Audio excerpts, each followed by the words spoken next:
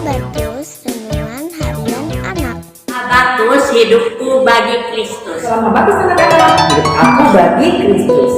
Mari kita berdoa. Tuhan Allah Bapa kami yang bertata di dalam kerajaan surga, kami mengucap syukur karena Tuhan terus panggil kami untuk kami belajar kebenaran firman Tuhan. Kiranya Tuhanlah yang menolong kami untuk kami boleh mengerti setiap firman yang kami dengar bersama-sama. Tolong Tuhan pimpinlah kami dari awal sampai pada akhirnya. Ampunilah dosa dan kesalahan kami. Hanya di dalam nama Tuhan Yesus kami sudah berdoa bersyukur.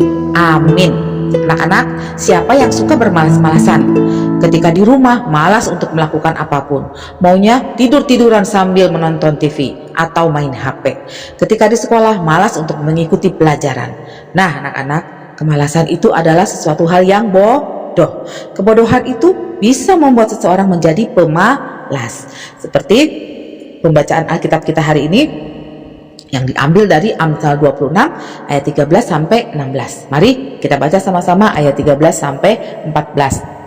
Berkatalah si pemalas, ada singa di jalan, ada singa di lorong, seperti pintu berputar pada engselnya, demikianlah si pemalas di tempat tidurnya. Anak-anak, seorang pemalas itu membenci atau tidak suka dengan pekerjaan atau tidak suka dengan sesuatu hal yang harus dilakukan. Karena terlalu menjadi seorang yang pemalas, jadi suka sekali berbohong. Dia berbohong untuk menutupi kemalasannya. Contohnya, ketika disuruh oleh ibunya atau mamanya ke warung, si pemalas ini menjawab dengan seenaknya, "Ah, nggak mau mah," atau "Ah, nggak mau bu, soalnya di gang itu suka ada anak yang nakal, takut lewat situ." Padahal dia sedang berbohong karena dia malas untuk keluar rumah. Dia sedang enak-enakan di rumah main game di HP. Dia malas untuk meninggalkan kenyamanannya. Nah, anak-anak, perbuatan itu adalah dosa. Dosa memisahkan kamu dari Allah. Mari kita baca Yakobus 4 ayat 17. Jadi, jika seorang tahu bagaimana ia harus berbuat baik, tetapi ia tidak melakukannya, ia berdosa. Tidak ada orang yang suka dengan orang yang pemalas, yang tidak bisa dinasehati. Raja Salomo selalu mengingatkan melalui kitab Amsal ini, bagaimana seorang anak bisa hidup benar, tidak menjadi seorang yang pemalas. Raja Salomo ingin kamu dan saya belajar untuk hidup bijaksana, sehingga hidup kamu dan saya terus dipimpin oleh Tuhan. Ada satu contoh pribadi yang hidupnya betul-betul bijaksana. Hidupnya menjadi contoh teladan yang sempurna. Ketika dia meninggalkan kerajaan surga, dia hidup sama seperti dengan manusia.